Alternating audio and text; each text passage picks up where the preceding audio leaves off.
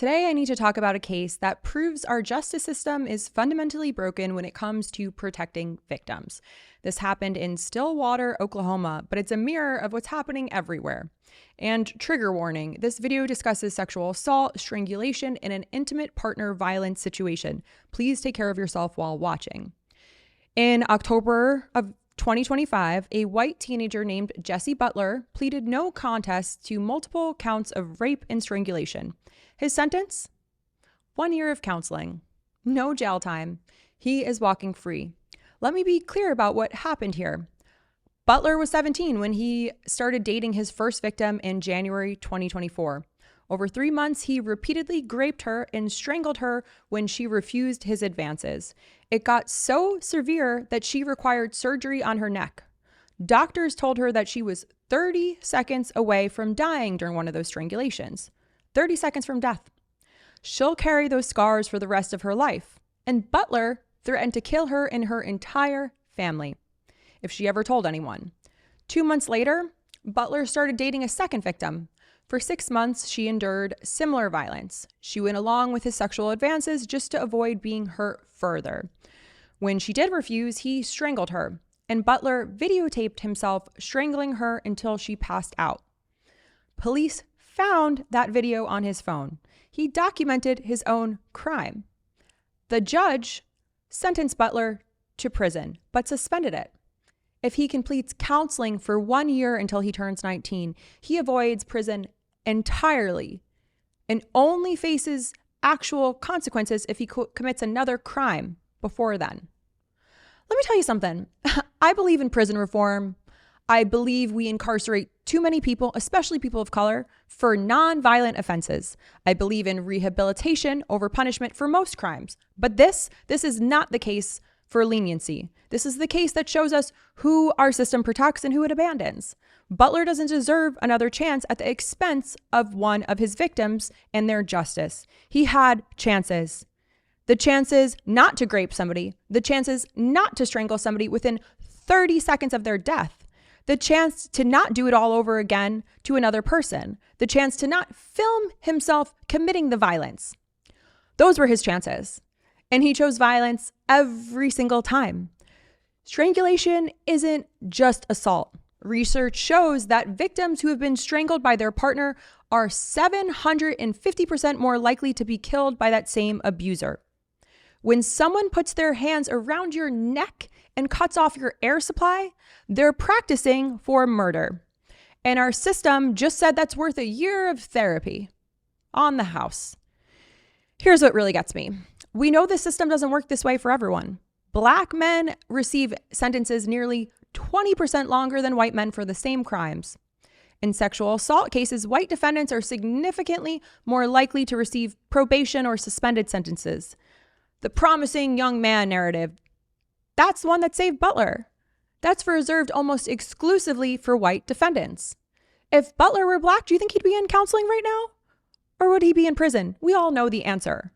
This sentencing didn't happen in a vacuum. It happened in a culture where we've normalized powerful men facing no consequences for their violence against women.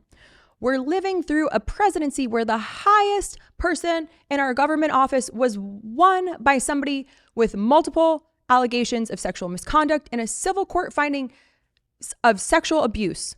Not once, but twice. We are in a system where political figures with credible allegations and even admissions of inappropriate behavior towards women hold positions of power and influence every single day. And let's talk about accountability at the highest level. We still don't have the full Epstein files released. We're told to trust the system, but the system protects these powerful men.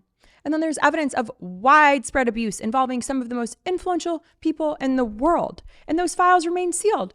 What message does that send? It tells us if you have enough power, enough connections, and enough money, that rules do not apply to you.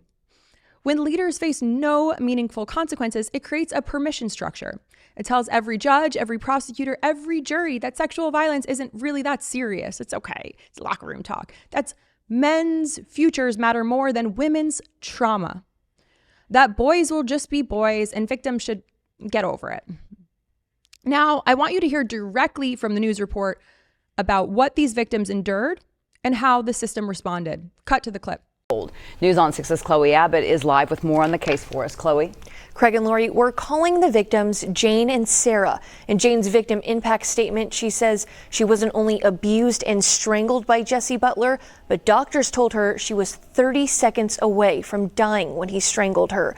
She says even though she survived, the abuse haunts her and she will never be the same. An affidavit says the first victim, Jane, dated Jesse Butler for about 3 months starting in January of 2024 when he was 17. She says he repeatedly raped and tried to rape her and would strangle her if she refused. She says she had to get surgery on her neck after being strangled, and her scar will remind her of the violence she suffered for the rest of her life. She says he threatened to kill her and her family if she ever told anyone. Another affidavit says in March of the same year, Butler started dating the second victim, Sarah, and the relationship lasted for about 6 months.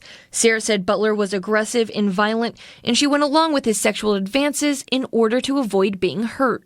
She says he strangled her when she refused, and Butler even videotaped him strangling her until she passed out, and police found the video on his phone.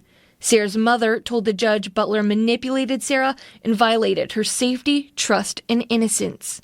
The judge sentenced Butler to be in prison, but if he follows the counseling plan created by the Office of Juvenile Affairs for the next year until he turns 19, he will never go to prison. If he breaks the law before then, he could have to serve some time. I contacted Butler's attorney, his mother, and the Payne County District Attorney's Office for a statement, and I haven't heard back yet.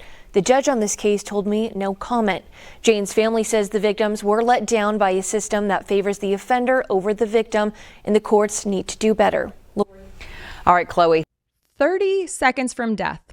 Video evidence of him strangling somebody until they passed out. And he gets counseling? Let that sink in. This is what we're telling victims. This is the message. Your near-death experience, your scars, your trauma, none of that matters enough. The families of these victims said they were let down by a system that favors offenders over victims. They're absolutely right. One victim nearly died, and the system said her abuser's potential matters more than her survival.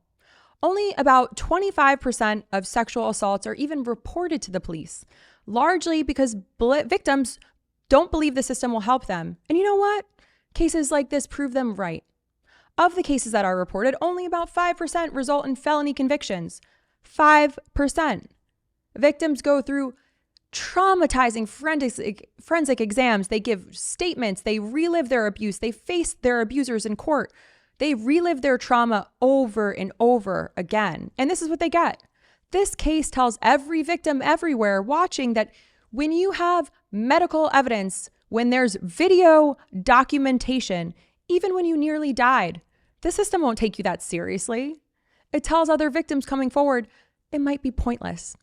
And it tells perpetrators that violence has no real consequences if you're the right race, if you're from the right class, if you're from the right family. Butler will be back in court in December for a check-in on his counseling. But for his victims, there's no end date. One of them looks at the scar on her neck every single day.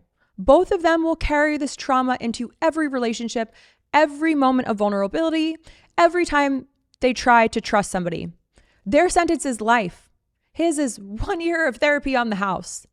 We talk about prison reform, and we should, but reform means holding people accountable in ways that actually rehabilitate them and protect society. It doesn't mean letting violent predators walk free. Butler can get therapy in prison. Rehabilitation can happen with consequences attached. These victims did everything right. They reported, they testified, they showed their scars, and the system failed them completely. We have got to do better. Our courts have got to do better. Because if this level of violence, documented, repeated, nearly lethal, doesn't warrant any real consequences, then what does? What message are we sending about who matters in this country and who doesn't? If you or somebody you know is experiencing intimate partner violence, please reach out. The National Domestic Violence Hotline is available 24/7, 800-799-7233. Save that number in your phone. You deserve safety, you deserve justice, and what happened to you matters, even when the system doesn't act like it. And if this video expanded your perspective, please share it with somebody. Share it on your Facebooks, share it online, subscribe, hit that notification bell. I am Loren P across all social channels. I self-fund this work. I do it without a team, just me, my dog, and Andy. And we cannot grow without your support. Pro-democracy, fight the fascism, don't fear the frogs.